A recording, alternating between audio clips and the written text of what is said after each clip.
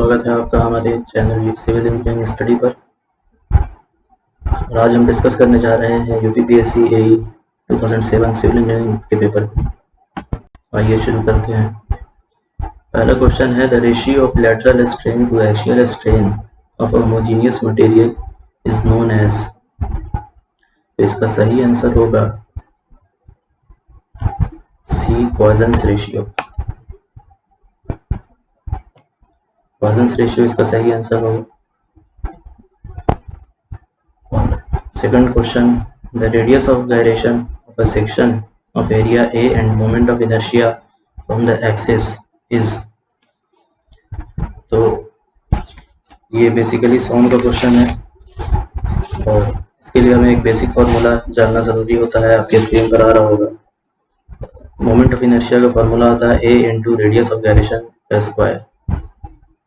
तो यहाँ से हम देख सकते हैं कि R square is equal to I by A. तो यहाँ से आर आ जाता है root under I by A. इसका सही आंसर होगा C. Third question, in the post tensioning system for small medium and large force following system is used. तो पहला सवाल है post tensioning system. Post tensioning system in चारों में से हम देख रहे हैं, ये तीन ए, सी और डी, ये तीनों ही पोस्ट टेंशनिंग के एग्जाम ये मेथड्स हैं।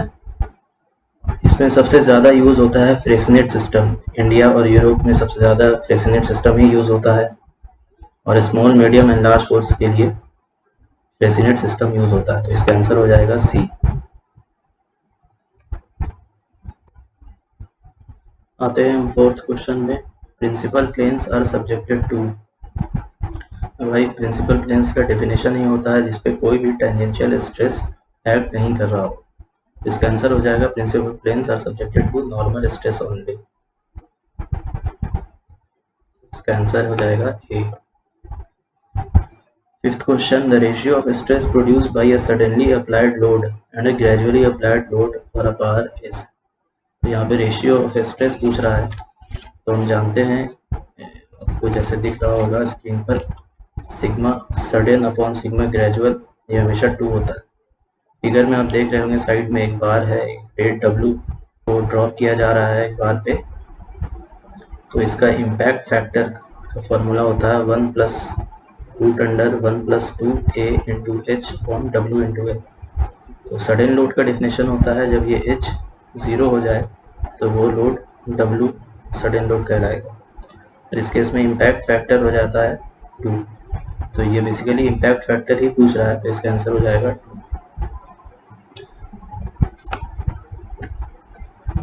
Sixth question, the point of contraflexure is the point where bending moment changes sign, bending moment is maximum, bending moment is minimum या फिर shear force is 0।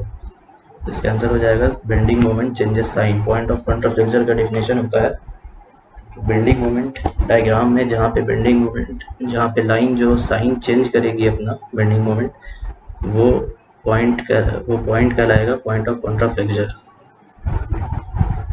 ठीक है। एक होता है पॉइंट ऑफ इन्फ्लेक्शन। तो इलास्टिक कर्व में जो कॉरेस्पॉन्डिंग पॉइंट आता है पॉइंट ऑफ कॉन्ट्राफ्लेक्चर का, तो उसको कहते हैं हम लोग पॉइंट ऑफ इन्फ्लेक्शन। इसका सही आंसर हो जाएगा A. T beam roof section has the following particulars. Data दिया हुआ है, क्वेश्चन पूछ रहा है the effective width of flange of the beam. तो जैसा कि आपको दिख रहा होगा स्क्रीन पर, सॉल्यूशन में हम जानते हैं बी इफेक्टिव विड्थ का फॉर्मूला टी बीम का मोनोलिथिक के लिए अलग होता है। तो ये दिया हुआ है मोनोलिथिक स्लैब के लिए। बी इफेक्टिव का फॉर्मूला होता है minimum of L0 upon 6 plus B W plus 6 DF या फिर L1/2 plus B W plus L2/2। तो सबसे पहला हमें चाहिए L0। तो L0 है पॉइंट बिटवीन जीरो मूवमेंट्स या फिर कहें point of contraflexure, distance between point of contraflexure. तो ये दिया हुआ 3.6 मीटर।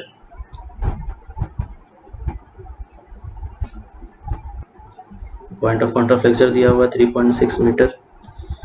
इसके बाद विड्थ ऑफ रिब दिया हुआ है 300 mm और डेप्थ ऑफ स्लैब ये 100 mm दिया हुआ फिगर में आपको दिख रहा होगा। और L1 L2 जो कि कंटिन्यूअस स्लैब का पोर्शन है, उसका लेंथ है 3 मीटर दिया हुआ है। Centre to centre distance of beams. Formula apply करने के बाद आता है एक 1500 mm और दूसरा आ रहा है 3300 mm। तो इसका आंसर मिनिमम हो जाएगा 1500 mm। तो ये आंसर हो जाएगा सी। इसके बाद the ratio of maximum shear stress to average shear stress of a circular section. तो इसके लिए हमें फॉर्मूला याद रखना होगा shear स्ट्रेस का। टाउ मैक्स सर्कुलर के लिए हो जाता है 4/3 टाउ एवरेज। तो ये रेशियो निकल के आ जाएगा हमारा 4/3।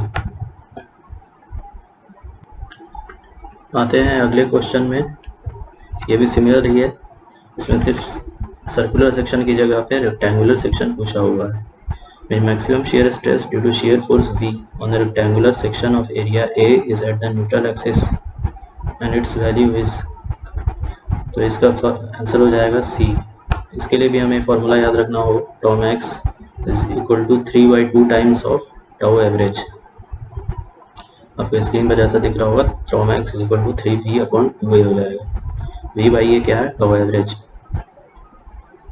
Next question, the ratio of the moment of inertia of a triangular section about its base and an axis parallel to its base through its center of gravity is। तो इसके लिए भी हमें ट्रायंगल का पहले डायग्राम ड्रॉ करना होगा। तो यहाँ देख सकते हैं ट्रायंगल का बेस B मान लिया है और H height. Centre of gravity के अबाउट जो मोमेंट ऑफ इनर्शिया होता है वो हमें याद रखना है bh³/36। और उसके बाद perpendicular axis parallel axis theorem के अकॉर्डिंग हम जानते हैं I required is equal to ICG plus A into distance का होल स्क्वायर हो जाता है। यहाँ पे डिस्टेंस CG और बेस के बीच का डिस्टेंस है h/3। तो उस फॉर्मूले के हिसाब से आ जाएगा I रिक्वायर्ड, जो कि I अबाउट बेस बोल सकते हैं, वो bh³/12। तो जो हमारा रिक्वायर्ड रेशियो है I base upon ICG bh³/12 whole upon bh³/36। तो ये आंसर आ जाएगा 3, डी हो जाएगा आंसर। तो चलिए चलते हैं क्वेश्चन नंबर 11 में। इसमें cantilever of length L is subjected to a bending moment M at its free end. If EI is the flexural rigidity of the section, the deflection of free end will be। दोस्तों इसमें एक cantilever है और एक moment M इसके and पर apply हुआ है और इसमें डिफ्लेक्शन पूछा है फ्री एंड पे।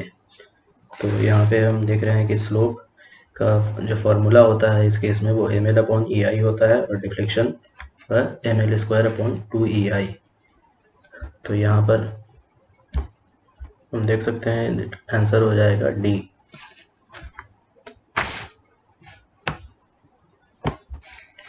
Next question, question number 12, the maximum bending moment for a simply supported beam of span L and a uniformly distributed load W per unit length is what। तो ये भी सिंपल क्वेश्चन है दोस्तों। इसमें एक uniformly distributed load W दिया हुआ है और एक सिंपली सपोर्टेड बीम है। तो ये सिंपल है, इसमें भी बेंडिंग मोमेंट डायग्राम हम ड्रॉ करते हैं और इसका मैक्सिमम वैल्यू होता है WL²/8। ठीक है, ये भी हमें याद रखना है। तो ज़्यादातर क्वेश्चन इसमें सिर्फ फार्मूला बेस्ड ही पूछे गए थे, सिंपल क्वेश्चन था, ज़्यादा वर्क करने की इसमें ज़रूरत नहीं पड़ी थी। आंसर इसका हो जाएगा सी। आते हैं क्वेश्चन नंबर 13 में। The maximum deflection due to a load W at the free end of a cantilever of length L and of flexural rigidity EI। तो फिर इससे सिमिलर क्वेश्चन है, इसमें भी एक कैंटिलीवर है और एक पॉइंट लोड W है जो कि इसके फ्री एंड पे एक्ट कर रहा है।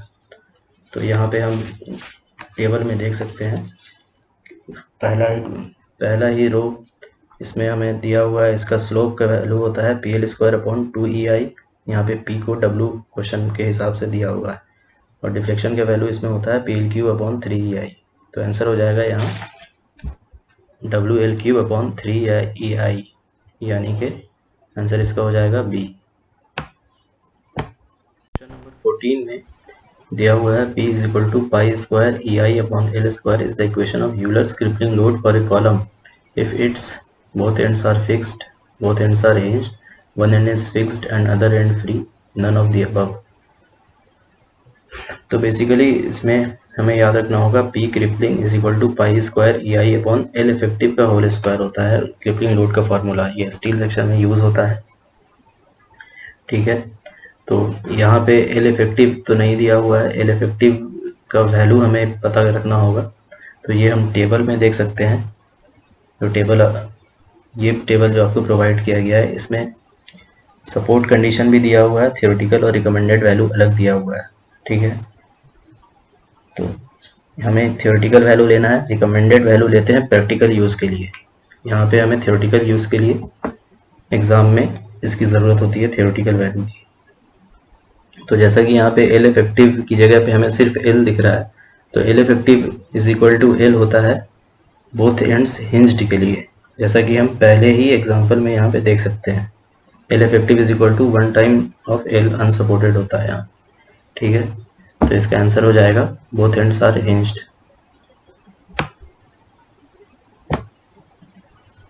Next question, for a column of length L having one end fixed and other free, the equivalent length is, इसमें वन एंड फिक्स्ड है और एक एंड फ्री है, तो इस केस में L इफेक्टिव हो जाता है 2 टाइम्स लेंथ अनसपोर्टेड, तो यहाँ पे आंसर हो जाएगा 2L।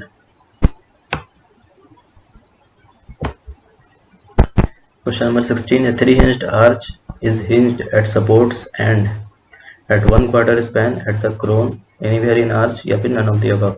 तो 3-hinged arch होता है, इसमें 2 हिंज तो सपोर्ट पे होता है और तीसरा हिंज कहीं पर भी दे सकते हैं आर्च में, तो यहाँ पे हो जाएगा anywhere in the arch, anywhere in the arch, answer हो जाएगा C।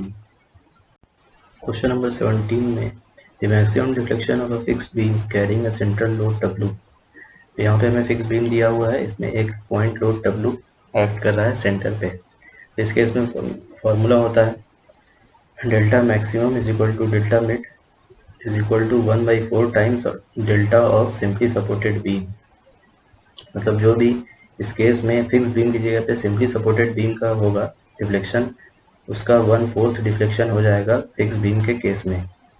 ठीक है, तो यहाँ पे फिक्स बीम का हमने फिगर देख लिया और टेबल से हमें पता है, ये टेबल में हमें दिख रहा है ये 3rd रो में, इस पे डिफ्लेक्शन का वैल्यू होता है PL³ अपॉन 48 EI। तो यहाँ पर आ जाएं तो हमें दिखेगा 1/4 ऑफ WL³ अपॉन 48 EI, तो ये कैलकुलेट करके आ जाएगा WL³ अपॉन 192 EI, तो आंसर हो जाएगा C। ठीक है, नेक्स्ट क्वेश्चन में आते हैं, maximum deflection in a cantilever beam having UDL W per unit length over the entire span. फिर से सिमिलर क्वेश्चन, एक ही तरह टेबल से बार बार पूछा जा रहा है क्वेश्चन, एक ही तरह का फॉर्मूला बेस, और ये इस क्वेश्चन में कैंटिलीवर है और यूनिफॉर्मली डिस्ट्रीब्यूटेड लोड है और इसमें डिफ्लेक्शन पूछ रहा है। तो फिर से हम सेकंड रो में देख लेते हैं WL4 अपॉन 8 EI, तो आंसर हो जाएगा B। बहुत ही सिंपल क्वेश्चन है ये सब। 19 number question, the moment at the ends of a fixed beam of length L carrying a UDL of W at the entire length. तो इस केस में फिर से फिक्स बीम का क्वेश्चन पूछा गया है। फिक्स बीम के ज़्यादातर केस भी हमें याद रखने होंगे। ये केस, इसमें फिक्स बीम है और एक UDL इस पर ऐड कर रहा है। फिक्स्ड एंड मोमेंट ऐसे केस में डेवलप होता है जिसका वैल्यू होता है WL² अपॉन 12, ये भी हमें याद रखना है, आंसर हो जाएगा C। क्वेश्चन नंबर 20 में, maximum deflection at the centre of simply supported beam carrying a point load W at the centre. फिर से 3rd रो के टेबल का ये क्वेश्चन पूछा गया है, इसमें सिंपली सपोर्टेड बीम है, पॉइंट लोड W एक्ट कर रहा है, डिफ्लेक्शन पूछा गया है। तो टेबल से हम लोग फिर देख सकते हैं इसका डिफ्लेक्शन का वैल्यू रहता है PL³ अपॉन 48 EI, तो इस केस में आंसर हो जाएगा हमारा C।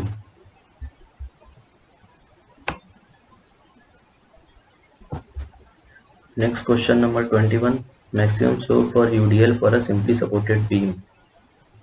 ठीक है। अब इस केस में सिम्पली सपोर्टेड बीम तो है लेकिन यूडीएल है और स्लोप पूछा गया है। ठीक है, तो इस टेबल में हम 4th रो में देख सकते हैं स्लोप का वैल्यू हो जाता है WL3/24 EI। तो इसमें हमें पहला ही ऑप्शन दिख रहा है, तो आंसर हो जाएगा A. Next question number 22, a beam is said to have been subjected to a pure bending where. तो प्योर बेंडिंग का केस तब होता है जब शेयर फोर्स पूरे स्पैन में 0 हो, यानी शेयर फोर्स कहीं पर भी एक्ट नहीं कर रहा हो स्पैन में। ट्रांसवर्स शेयर फोर्स की बात हो रही है यहाँ पे। ठीक है, तो आंसर हो जाएगा D, none of the above, क्योंकि पहले ऑप्शन में शेयर फोर्स कांस्टेंट बोला गया है और बाकी दोनों केस में शेयर फोर्स की बात ही नहीं की गई। आंसर हो जाएगा D. Question number 23, the ratio of Young's modulus and modulus of rigidity for a material having Poisson's ratio 0.2। तो ये सॉन्ग का क्वेश्चन है। इसमें भी हमें फॉर्मूला एक याद रखना है, E = 2G × 1 + म्यू। यहाँ पे E क्या है, ये है यंग्स मॉडुलस और G है modulus of rigidity. Poisson's ratio mu है। ठीक है, तो यहाँ पे हम देख सकते हैं E/G = हो जाएगा 2 × 1 + 0.2। तो ये वैल्यू आता है 2.4। 2.4 होता है 12/5। ठीक है, पहला ही ऑप्शन हमें दिख रहा है यहाँ पे और लास्ट केस में आंसर था D. Question number 24, a bar of length L and cross section area A is subjected to gradually applied load W. The strain energy stored in the bar. ठीक, तो इस केस में हम देख सकते हैं स्ट्रेन एनर्जी का वैल्यू हो जाता है half into load into deflection. क्यों, क्योंकि ये ग्रेजुअली अप्लाइड लोड का केस है। अगर सडनली अप्लाइड लोड होता तो ये स्ट्रेन एनर्जी की वैल्यू हो जाती लोड इंटू डिफ्लेक्शन। ठीक है, ये भी कहीं पूछ सकता है हमें आगे।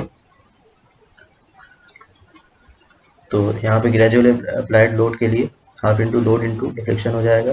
डिफ्लेक्शन का वैल्यू PL/AE, तो ये फाइनली निकल के आ जाएगा P²L/2AE।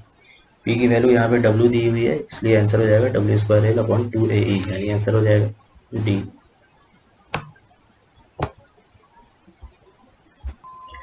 क्वेश्चन नंबर 25 में पूछ रहा है the nature of distribution of horizontal shear stress in rectangular beam. Rectangular beam में हॉरिजॉन्टल शियर स्ट्रेस का नेचर कैसा होता है, तो ये पैराबोलिक होता है। ठीक है, यहाँ पे फिगर में हम देख रहे हैं टॉर्न एक्स न्यूट्रल एक्सिस पे एक्ट करता है। आंसर हो जाएगा B. Next question, question number 26, equilibrium method is also known as. तो ये इक्विलिब्रियम मेथड को हम डिस्प्लेसमेंट मेथड के नाम से जानते हैं और फोर्स मेथड और डिस्प्लेसमेंट मेथड के बीच का बहुत सारा डिफरेंस होता है जो कि बहुत सारे एग्जाम में हमें डायरेक्टली पूछ लिया जाता है। तो ये टेबल आपको दिख रहा होगा, इस टेबल में हम और भी कुछ एग्जाम्पल दिए हुए हैं फोर्स मेथड के और डिस्प्लेसमेंट मेथड के। जो भी हमें दिया हुआ है ये सब हमें याद रखना है, ये बहुत सारे एग्जाम में डायरेक्टली पूछ लिया जाता है। बहरहाल इस केस में आंसर हो जाएगा हमारा डी।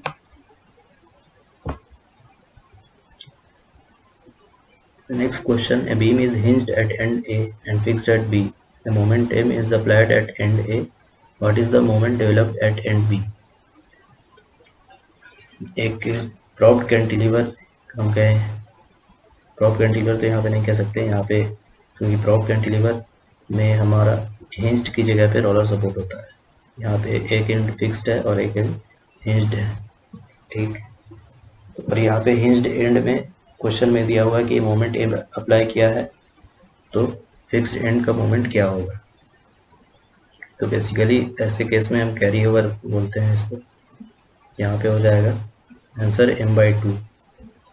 ठीक है, ये भी हमें याद करना है स्ट्रक्चर के क्वेश्चन से। आंसर हो जाएगा m/2 क्योंकि ये मोमेंट डेवलप होता है वो सेम नेचर का होता है। अगर क्लॉकवाइज हम लगा रहे हैं मोमेंट तो क्लॉकवाइज मोमेंट डेवलप होगा, एंटी क्लॉकवाइज मोमेंट लगा रहे हैं तो एंटी क्लॉकवाइज डेवलप होगा, यानी प्लस लगाएंगे तो प्लस होगा, माइनस लगाएंगे तो माइनस हो जाता है। यहाँ पे प्लस लग रहा है इसलिए आंसर हो जाएगा +m/2। Question number 28, shear span is defined as the zone where bending moment is 0, shear force is 0, shear force is constant या फिर bending moment is constant। तो शेयर स्पैन का डेफिनेशन होता है, ये भी हमें याद रखना है।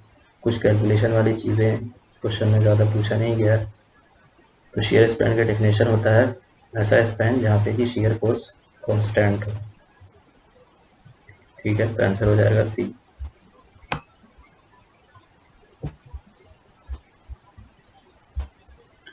क्वेश्चन नंबर 29 में पूछ रहा है the force in member C D of the truss. ठीक है, मेंबर सी डी में फोर्स कितना है ये हमें निकालना है। पी फोर्स ऐड कर रहा है ए पे, 2p सी पे। ठीक है, इसमें हमें सिर्फ ट्रिक एक याद रखना है। जाहिर सी बात है, क्वेश्चन इसमें एक घंटे का टाइम है और टोटल 100 क्वेश्चन पूछे जाते हैं, तो ज़्यादा ये लेंदी क्वेश्चन होगा नहीं। तो क्वेश्चन सॉल्व होगा ट्रिक से। ट्रिक क्या है? ट्रिक हमें ध्यान में रखना है, if two non collinear members are meeting at a joint and subjected to no external force or reaction, then members have zero force। ठीक है, यहाँ हम देख सकते हैं दो नॉन कोलिनियर मेंबर हैं, एक ही जॉइंट पे मीट कर रहे हैं। ठीक है, कोई भी फोर्स जॉइंट पे एक्ट नहीं कर रहा है, तो इसके ऐसे केस में क्या हो जाता है, दोनों ही मेंबर में फोर्स जीरो हो जाएगा। ठीक है, तो ऐसा ही ट्रिक हमें इस क्वेश्चन में अप्लाई करना है। अगर हम जॉइंट बी पर देखें तो यहाँ पे भी दो नॉन कोलिनियर मेंबर हैं, ए बी और बी डी, और बी जॉइंट पे कोई भी फोर्स नहीं एक्ट कर रहा है। तो ऐसे केस में क्या हो जाएगा, मेंबर ए बी और मेंबर बी डी दोनों में ही फोर्स जीरो हो जाएगा। ठीक है, दोनों में ही जैसे फोर्स जीरो हुआ, अब इन दोनों मेंबर्स को हम भूल जाएंगे। ठीक है, ये दोनों मेंबर्स हो गए गायब, समझ लो। अब आ जाते हैं जॉइंट डी पर। फिर इसी ट्रिक को जॉइंट डी पे हम अप्लाई करते हैं। जॉइंट डी पे है मेंबर सी डी और डी एफ कनेक्टेड है, और जॉइंट डी पे कोई भी फोर्स एक्ट नहीं कर रहा। सी डी और डी एफ दोनों ही नॉन कोलिनियर मेंबर हैं। ट्रिक का कंडीशन पूरा सेटिस्फाई हो रहा है। ऐसे केस में फिर से सी डी और डी एफ दोनों में ही फोर्स हो जाएगा जीरो। ठीक है, हमें पूछ रहा है सिर्फ सी डी में, आंसर हो जाएगा ए।